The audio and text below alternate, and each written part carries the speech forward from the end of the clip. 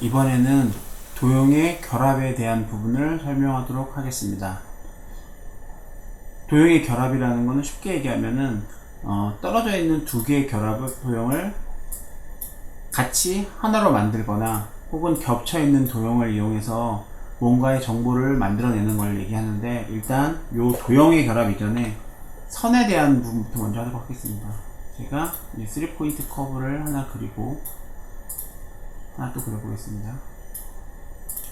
두 개를 그린 상태에서 이 두 개는 보면 커브 두 개로 되어 있는데, 이것도 그렇고 쉐이프 모드에서 노드를 결합을 하고 싶을 때 이렇게 해서 노드를 결합을 했다고 생각할 수도 있습니다. 이거랑 이거랑. 그런데 이 상태를 보면 커브와 커브 두 개로 연결되어 있는 걸 볼 수 있습니다. 그러면은 이거를 만약에 이 노드를 두 개를 막으면 색칠이 가능해질까요? 색칠 안 되는 걸 알 수 있습니다. 이유는 하나의 커브가 아니기 때문입니다. 두 개의 커브로 이루어져 있는 상태이기 때문에, 이 두 개의 커브로 이루어져 있는 상태에서는 이 쉐입 모드를 이용해서 이 노드를 연결해 줄 수가 없습니다.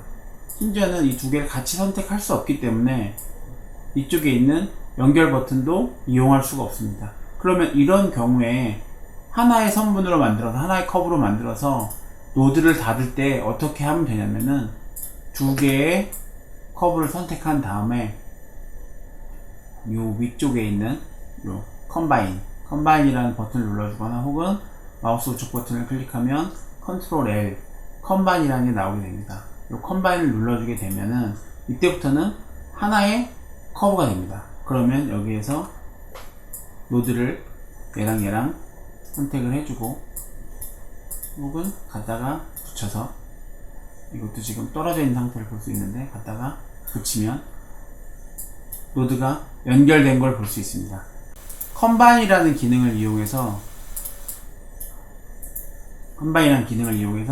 두 개의 커브를 하나의 커브로 만들 수 있습니다. 만약에 두 개의 렉탱글이 있는 상태에서 이 두 개를 선택을 해주고 우측 버튼을 클러 컴바인을 하면 어떻게 될까요? 렉탱글인 채로 있을까요? 아니면 커브로 변경이 될까요? 한번 해보겠습니다. 자, 컴바인을 해주게 되면은 렉탱글의 특성은 사라지고 하나의 커브가 됩니다. 이렇게 하나의 커브라고 하더라도 노드가 완전히 떨어져 있는 걸 볼 수 있습니다. 만약에 이 노드를 끊고 이 노드를 끊어서 이렇게 연결하고 이렇게 연결하려면 쉐입 모드 상태에서 일단 이 노드를 끊어줍니다. 노드를 끊어주고, 이렇게 노드를 끊어주고, 요거 역시 노드를 끊어줍니다. 브레이크 어파트로 노드를 끊어주고, 갖다 붙여주고, 갖다 붙여주면 이렇게 하나의 도형이 완성됩니다. 즉 렉탱글이던 일랩스던 폴리곤이던 얘네들을 컴바인을 해주게 되면 하나의 커브가 됨을 알 수 있습니다. 하나의 커브가 되면 그때부터 노드를 끊어서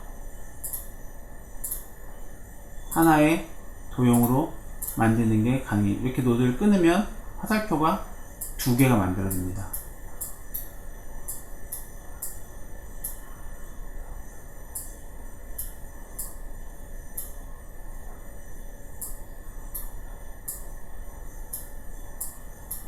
자, 이렇게 해주고 색깔이 칠해짐을 알 수 있습니다. 이게 컴바인입니다. 컴바인, 결합. 자, 그러면 또한 이번에는 두 개의 커브를 겹친 상태에서 하나를 선택하면 우리가 그동안 봐왔던 이 옵션 창이 나오지만, 오브젝트를 두 개 이상 선택을 하면 못 보던 창이 하나 나오는데, 이 창이 바로 이제 결합 창인데, 첫 번째 거는 컴바인, 그 다음에 두 번째 거는 웰드는 그림에서 보면 알겠지만 가운데 부분이 없죠. 이거는 결합을 한 상태에서 겹친 부분을 다 삭제를 하는 기능입니다. 웰드를 눌러보겠습니다. 이렇게 중간에 공통된 부분이 삭제됨을 볼 수 있습니다. 하지만 이렇게 됐을 때 쉐입 모드를 보게 되면은 웰드는 하나의 노드로, 하나의 커브와 닫힌 노드로 만들어짐을 알 수 있습니다. 처음에 컴바인과는 좀 다르다는 걸 알 수 있습니다. 컴바인으로 해보겠습니다. 이렇게 있을 때 두 개를 컴바인을 하면 선도 없어지지 않지만 노드 역시 닫히거나 하는 거 없이 각자 노드가 만들어진 상태지만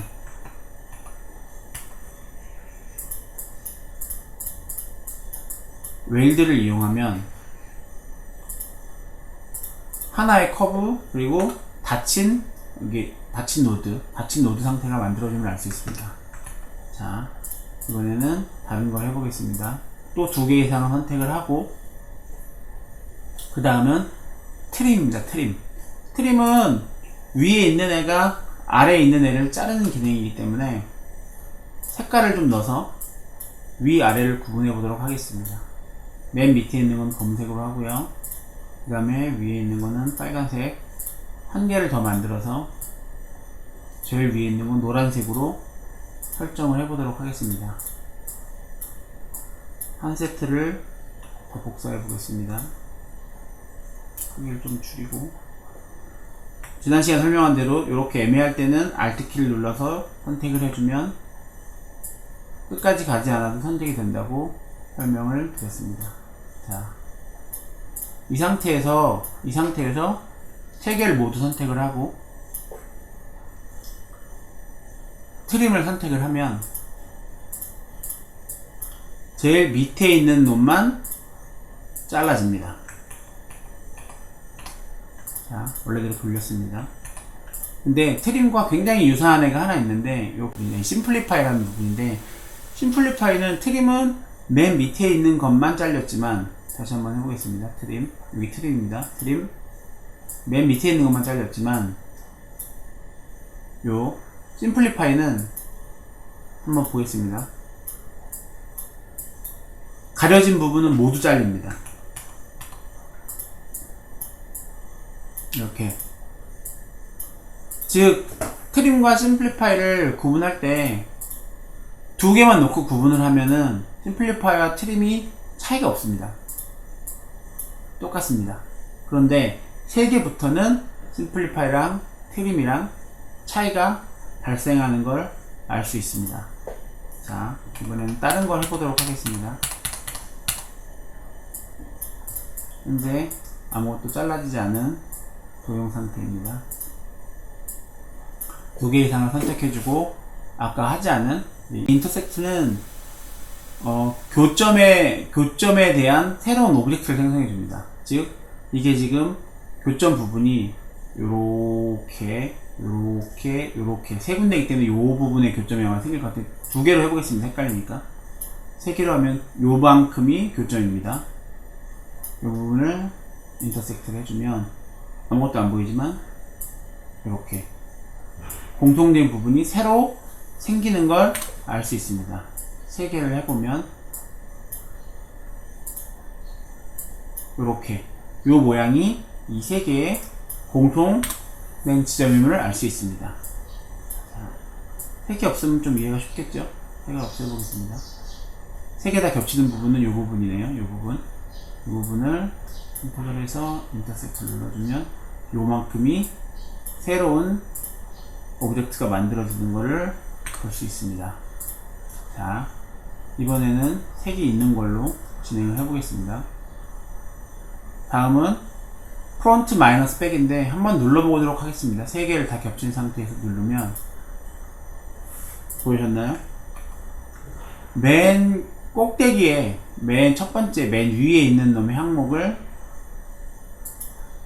겹친 부분을 다 날려버립니다. 즉 자기 자신도 같이 없어지면서 이렇게 겹친 부분이 싹 사라지는 걸 볼 수 있습니다.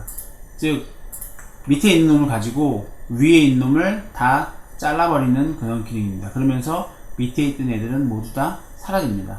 반대로 이 상태에서 이건 반대 백 마이너스 프론트인데 눌러보면은 아마 검은색만 나올 겁니다. 그렇죠? 위에 있는 걸로 맨 밑에 깔린 애를 잘라내는 겁니다. 이게 트림하고 좀 차이가 있다면은, 트림은 자기 자신이 남고, 이걸 해보면, 트림을 해보면, 트림은 자기 자신도 남고, 밑에 것도 잘랐지만, 백 마이너스 프론트는 자기가 없어집니다. 자른 주체가. 즉, 남아있는 놈만 남게 되는 거예요. 결과물은, 이 마지막 결과물로 놓고 보면은 모양은 거기서 거기지만, 실제로 객체가 남아있느냐, 남아있지 않느냐, 그 차이를 알 수 있습니다. 자, 그 다음에 마지막으로, 여기 보시면은, 크리에이트 바운더리인데, 요걸 눌러주면은, 여러 개의 많은 겹쳐있는 요 오브젝트들을 선택한 상태에서 눌러주면, 이렇게. 이런 식으로 최외곽선을 만들어줌을 알 수 있습니다. 그냥 외곽선만 만들어주는 거기 때문에, 원래 갖고 있는 오브젝트에 큰 변형은 없습니다. 자, 이런 기능들이 상당히 많이 쓰이진 않지만 실제로 하다 보면 가끔씩 편하게 쓰일 때가 있습니다. 뭐냐면은 가령 예를 들어서 이 원이 있는데 이 원 부분에서 밑에 부분만 잘라내고 싶다. 가이드를 이렇게 뽑아서 밑에 부분을 잘라서 나는 요 도형을 요 부분만 취하고 싶다라고 하면은 이렇게 선택을 해준 다음에 지금 위에서 잘라내는 거니까 이 백 마이너스 프론트를 눌러주면은 요렇게 위에 부분만 남게 됩니다. 이렇게. 그렇기 때문에 도형을 만약에 잘라야 되는 일이 있으면, 그리고 그 잘린 도형을 자르면서 한 번에 막고 싶은 그런 게 있다면, 이렇게 요만큼만 잘라내고 요만큼을 취하겠다라고 한다면 이렇게 해주고 백 마이너스 프론트를 이용해주면 도형을 자르면서 한 번에 막을 수 있는 그런 방법이 되기 때문에 실제로 사용하다 보면은 가끔씩 사용하게 되는 기능입니다. 물론 이렇게 하지 않고 잘라내고 나서 선을 이어줘도 되는데, 그렇게 되면은 선을 새로 그려야 되고, 그 다음에 컴바인을 해서 선과 기존에 있던 도형을 합쳐야 되고, 그 다음에 다시 노드도 이어줘야 되기 때문에 상당히 좀 귀찮은데, 이 방법을 쓰면은 한 번에 해결이 됩니다. 다시 한번 아까 전에 설명드린 것처럼 이 백 마이너스 프론트로 쉽게 해결이 된 요 장면을 이렇게 된 장면을 백 마이너스 프론트로 한 번에 만들 수 있는 장면을 다른 방법을 이용해서 만약에 처리하게 된다 그러면은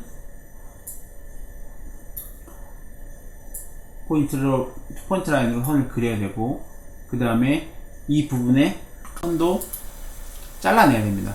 선을 잘라내는 방법도 되게 여러 가지가 있지만, 간단하게 한다면 노드를 생성을 하고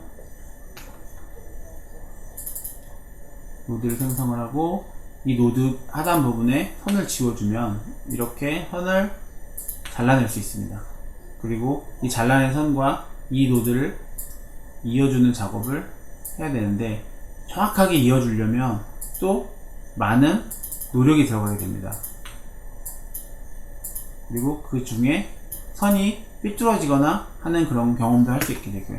그러니까 이런 복잡한 작업들을 아까 전에 얘기한 백 마이너스 프론트를 이용하면은 조금 더 쉽고 편하게 사용할 수 있는 방법 중에 하나가 됩니다. 그러면 이제 기본적인 부분들의 설명은 어느 정도 설명을 했기 때문에 다음에는 이제 본격적으로 이제 작업을 하는, 샘플을 가지고 작업을 하는 시험을 해보도록 하겠습니다. 감사합니다.